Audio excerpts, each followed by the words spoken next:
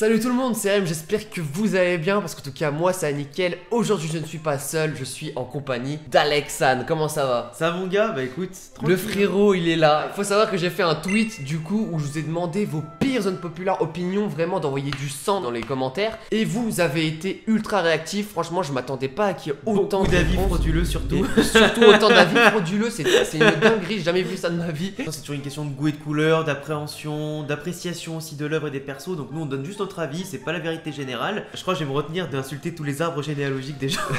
Toute la vidéo, ça va être terrible. Non mais je préviens les gens, on n'a rien inventé, ça a vraiment été écrit. Xavier est l'un des personnages les plus surcotés juste pour sa finale du FFI. Alors c'est un truc qui revient des fois aussi que je vois que Xavier est surcoté. C'est quand même le mec qui a la plus forte frappe, qui a quand même marqué un but sur une seule super technique individuelle à Héctor Elio. C'est quand même un mec qui a une mentalité, c'est un leader sur le terrain, il sait tout faire, il est ultra complet. À quel moment il est surcoté? Après si on efface sa finale, c'est vrai qu'il n'a pas été aussi décisif qu'on aurait pu l'attendre. Il n'a pas été plus en évidence, mais en soi, est-ce que les grands joueurs se révèlent pas dans les grands matchs? Dans les grands moments. Exactement. Parce que demi-finale, il Parce claque que quand même marquer un but, en huitième de finale, quart de finale, c'est très bien. Mais la décision, elle se fait où? Elle se fait en finale. Après, c'est bien de marquer avant pour se qualifier, mais c'est pas comme s'il avait pas marqué avant. Après, il a marqué contre les Dragons de Feu aussi. En plus, et puis le principe d'une équipe aussi, c'est pas que ce soit le même mec qui fasse la différence, tu vois. Et c'est pas que le football, c'est aussi faire développer les autres personnages. Et l'histoire ne tourne pas autour d'un seul perso. On n'est pas dans Olive et Tom avec Tsubasa qui marque tous les buts, tu vois. Alors Charlie qui nous dit Marc arc lycée égale 100% Osef. Alors je dirais pas que c'est Osef parce qu'en soi on s'en est passé, tu vois, genre en mode on a fait la transition comme on a dit tout à l'heure avec Go, mais Marc au lycée c'est quand même la continuité logique et je trouve que si on a perdu du public entre les premières saisons et Go, c'est parce qu'il n'y a pas eu de continuité. Tu penses qu'en fait il y a eu un trou en fait entre les deux, tu vois? Bien sûr, je pense qu'ils sont allés trop vite en fait, je pense que Go ça aurait dû sortir quand nous on a eu Arès et Orion aurait pu sortir après encore, tu vois. Genre un personnage qui a 12 ans, qui remporte le FFI des moins de 12 ans, sachant que c'est un mec qui est passionné de foot, qui te parle de foot H24, moi je m'en fous. Alors ce que c'est bien, c'est de voir ce qu'il devient après. S'il devient pro, s'il réussit à l'étranger et tout, tu vois. Puis quand tu vois Kevin dans Go qui revient et qui te dit je suis pro en Italie, j'aurais aimé en savoir plus. Je suis totalement d'accord. Et puis même pour introduire les esprits guerriers, comment ils sont manifestés, ça manque un peu, tu vois. Donc je pense que oui, ça c'est un peu dommage. Sean Frost est un bien meilleur attaquant que Axel Blaze. En vrai, joueur plus complet, mais pas meilleur attaquant. Non, en fait Axel, tu vois que c'est quand même l'attaquant de la légende, l'attaquant de Brest, tu vois. Sans compter les saisons, t'as Orion où il a le Last Resort. Après c'est bien le surnom, le palmarès, mais faut regarder concrètement ce qu'il a fait aussi. Après le palmarès et le surnom vient quand même de situations réelles, tu vois. Sean pour moi c'est un mec comme tu dis 1000 fois plus complet, en mode il est plus rapide, un poil plus technique. Mais après, en termes de puissance pure, Axel, et même en tant qu'instinct du tueur, Axel, il est meilleur attaquant. Sean, de toute façon, dans la saison 3, il a plus été repositionné en défense. C'est vrai qu'il a porté en attaque aussi. C'est pour ça que je dis qu'il est plus polyvalent qu'Axel. C'est un meilleur joueur complet qu'Axel. Sean, il a plein de duos. En plus, Sean, Thor, il a Nathan, Axel. Il se combine avec plein de joueurs. C'est un joueur incroyable. Mais en tant qu'attaquant pur, je préfère mettre un Axel devant. L'aura d'un Axel, malheureusement, pour les fans de Sean, elle fait fondre Sean. Oui, voilà. Tu vois, tout le monde a peur de lui quand il rentre. Le prime d'Eric n'a duré qu'un match. Sans le match Japon-USA, tout le monde l'aurait oublié. C'est un peu dur quand même pour lui. C'est un peu dur, mais est-ce qu'en soi, c'est faux? Enfin, Eric, tu vois, il a quand même eu ce rayonnement, je trouve, d'apporter cette classe à Raymond quand il est revenu. Et encore, il l'a apporté, il est arrivé au match contre Kirkwood. Ok, son match contre Kirkwood, correct. Match contre Zeus, transparent, il était transparent, il est très moyen. Il était transparent comme la plupart des joueurs finalement. Oui, mais bon, c'est le scénario qui veut ça, mais dommage pour lui. Après, dans la saison 2, il avait des techniques qui lui permettaient de se mettre en évidence là pour récupérer le ballon, etc. Que ça n'a pas duré très longtemps. Et après, les USA, bon, il est dans l'équipe nationale, c'est un antagoniste entre guillemets sur le moment parce que c'est l'adversaire. En fait, je pense que les gens ont été déçus parce qu'il a été annoncé comme le génie du ballon. Un génie. Le génie, tu vois. Quand t'annonces le génie, tu t'attends à un truc de fou. Il a clairement pas été à l'auteur de sa réputation, à part un match, celui de la saison 3 avec les États-Unis. Je pense que Eric restera quand même un grand joueur, mais c'est vrai que je peux comprendre les gens qui disent que c'est une fraude. Très clairement. Arès et Orion avec une animation est un véritable bijou. Non mais frérot, ça confirme ma théorie. Les gens sont juste des bandeurs d'animation. Si c'était que ça le problème, l'animation, ce serait le cadet de nos soucis. C'est juste qu'Arès et Orion, ça raconte quasiment rien quoi. Du moment que vous faites voter les gens sur Twitter pour faire la sélection Inazuma Japon, c'est que la saison n'a pas été réfléchie et pas travaillée. À un moment donné, il y a un problème. J'aurais kiffé que les gens mettent Willy, tu vois, juste pour leur mettre un coup de sueur au scénariste. Imagine c'est Willy à la place de Byron qui doit jouer le match. Non mais les gens, comment ils auraient fait? Orion, le FFI, les 3 quarts des matchs, c'est de la la merde. C'est juste des matchs qui se finissent par un abandon, par une tricherie. Inakuni Raymond qui remporte le football frontière. Alors qu'ils sont tous nuls. Inakuni Raymond aurait dû perdre le football frontière. Tu me fais une saison intermédiaire et au pire ils en gagnent un deuxième. Tu vois, ils en gagnent un autre. Non, pas de chiant, saison, pas d'autres saisons. Enfin, gagner Inakuni Raymond, c'était une grosse connerie. Et Orion derrière, c'était le pire football frontière de l'histoire. Mais on les veut plus, Inakuni Raymond, cette équipe de fou. Ah non, mais c'est l'équipe de merde. Y a pas de charisme, rien quoi. Oh, vas-y. Dis-le, ça fait mal mais dis-le. Aphrodite est le meilleur milieu de la licence, n'en déplaise aux autres. Dans un univers où il y a Jude, où il y a Nosaka, je peux pas. Où il y a éventuellement Sol, mi-offensif, où il y a Arion. Il y a Arion. Aphrodite, enfin Byron Love, il est très fort. Faut pas le sous-estimer non plus, mais pour moi c'est pas le meilleur. Il est même pas top 5, enfin top 10 peut-être, mais pas top 5. KO est l'équipe la plus puissante de l'Académie Alus devant Genesis. Ça se tape, mais déjà dis-toi Genesis, ils ont juste été boostés par la pierre à partir du moment de la finale où ils ont désactivé leur truc. Tu vois. Donc tous les matchs d'avant ils ont pas eu la pierre, dis-toi. Ouais, c'est trop fort. Et en plus le gardien de KO, il est pas ouf, il s'est pris quand même 7 buts dans l'animé ou 8, je sais plus, 7 ou 8 contre les Raymond. Même Hurley lui a marqué un but.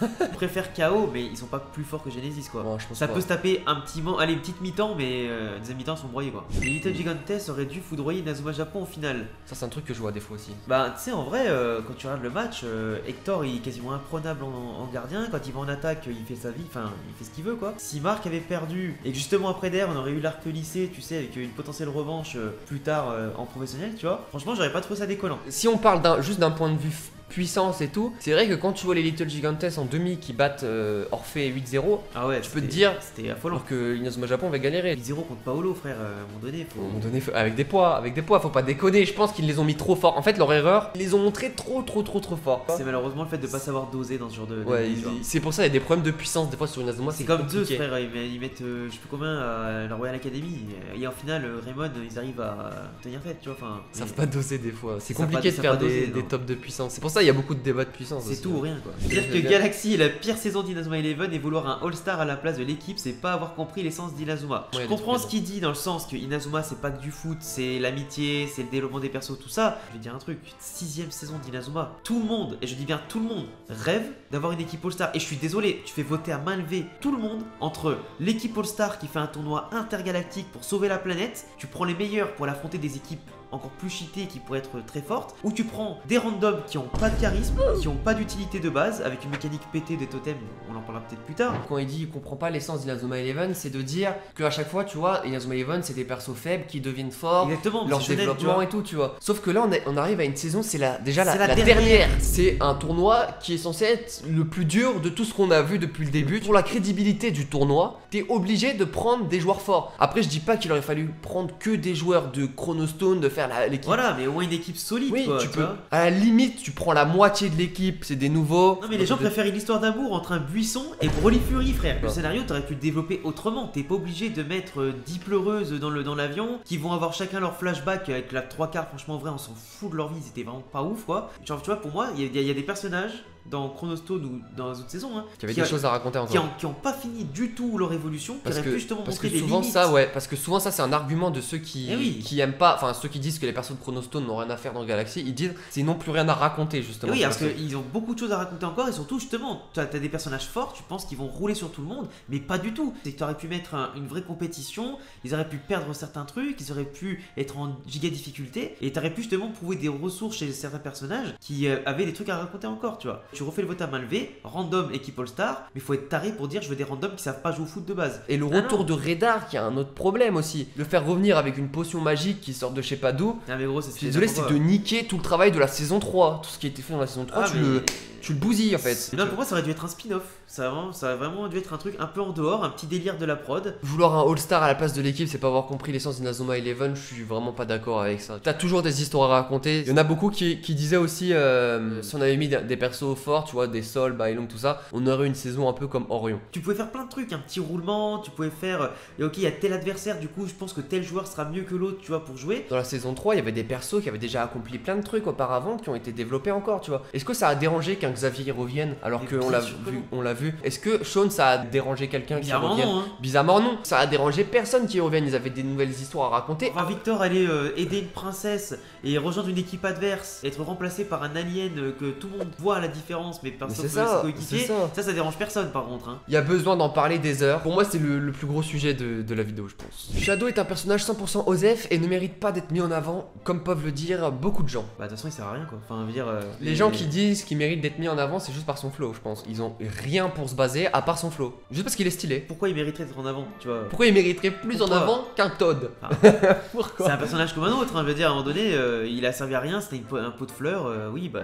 C'est ça, bah, pour moi, il mérite pas d'être mis en avant plus qu'un autre personnage. Et en fait, il y a rien sur lui, donc on a rien à manger quoi sur Shadow. Ah non. La saison d'Orion est incroyable, mais les gens n'aiment pas l'originalité et les prises de risque. Alors, faudra m'expliquer c'est quoi l'originalité dans Orion. C'est nul! Ils ont rendu les matchs tous fades. Les meilleurs matchs, je vais dire les termes, ils étaient en phase de poule du FFI. C'est tout copier-coller, c'est tout du remixé, même Ichioshi. J'avais déjà tout deviné à l'avance, c'était une sorte de Sean, etc. Enfin, c'était tout, tu vois, tout était repompé, recollé. T'avais aucune surprise, tu savais qu'à chaque match, il allait se passer une couille. Chronostone, c'est gaze, le gameplay pue la merde, les persos sont ultra mal développés, c'est rincé. Et l'histoire n'a aucun putain de sens. Le mec, alors, il a balancé son sel. Alors, tu vois, moi, c'est ce qui est fou, c'est, tu vois, Chronostone, en vrai, je suis très fan de tout ce qui est voyage dans le temps, tout ça. Alors, par contre, c'est vrai qu'il y a beaucoup d'incohérences avec les timelines, les voyages dans le temps. Par exemple, quand ils vont dans le monde d'Arthur, là. Ceux qui s'arrêtent là-dessus pour dire Chronostone c'est de la merde, il y a un problème. Voilà, là, je pense que c'est pas comprendre l'essence de Inazuma, justement. Ouais, parce que Inazuma, c'est vraiment c'est ce délire, ça va toujours plus loin. Dans ce cas, l'Académie à lui, là, justement, ils avaient des pierres qui les boostaient. Quand Zeus, ils ont bu un putain de cocktail qu'ils ont rendu fort. Bah, bizarrement, j'ai pas entendu des gens gueuler sur les incohérences. Mais là, dire que c'est pas cohérent, bah ouais. Ok, oui, mais c'est pas comprendre l'essence de Inazuma, parce que Inazuma, de base, dans sa globalité, faut enlever l'aspect cohérence. Hein. Reprocher ça pour Chronostone, c'est quand même de la mauvaise foi. Chronostone, je trouvais ça vraiment très cool. Inazuma Eleven, le film, est surcoté. Je pense qu'il parle du truc des ogres, contrairement au film Inazuma Eleven Go, qui lui est beaucoup mieux en termes d'histoire et d'intérêt. Je suis d'accord, 100%.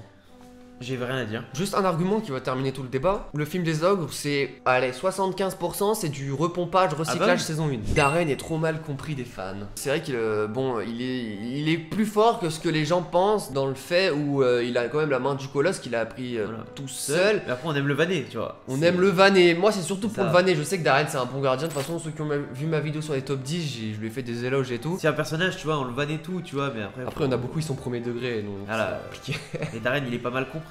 Baelong est supérieur à Tescat. Pour moi, non. Sur quoi les gens se basent? Parce que c'est genre un peu l'ombre et la lumière, tu vois. C'est complémentaire les deux. Ouais. J'en vois pas un qui est meilleur que l'autre. Après, je connais pas les stats exactes dans les jeux, savoir lequel est meilleur que l'autre pour tel et tel truc. Non, mais là, on parle de l'animé, on va pas mais dans l'animé, Baelong, tu vois, les deux sont équivalents et en plus, ils ont même leur technique combinée. Je pense juste en termes d'esprit guerrier, suite Tescat, je pense qu'il pourrait être un peu meilleur parce que il est quand même puissant, tu vois. Il a marqué des buts de fou. Mais Baelong, quand même, je pense que faut pas oublier la raclée qu'il a mis à Raymond tout seul en solo. Je pense qu'en vrai les deux se valent vraiment. Ouah, c'était long, c'était un peu long, on a parlé quand même de beaucoup de choses. Hein. Il y a eu du sang, je pense, dans les commentaires, il y en aura sûrement dans la vidéo. Essayez de vous respecter. Moi, c'est souvent ça que j'essaye de prôner sur ma chaîne. Respectez-vous les uns les autres quand vous donnez vos arguments. De toute façon, on vous attend si jamais il y a quelqu'un qui a un problème. N'hésitez pas. Mais le but c'est d'échanger, c'est de débattre et personne n'a la vérité absolue. Merci d'avoir regardé la vidéo. N'hésitez pas à vous abonner à la chaîne d'Alex. Bon, je pense merci les gars, tous à abonner. N'hésitez pas à la liker si elle vous a plu et à la prochaine pour une prochaine vidéo. Ciao. Ciao les gars.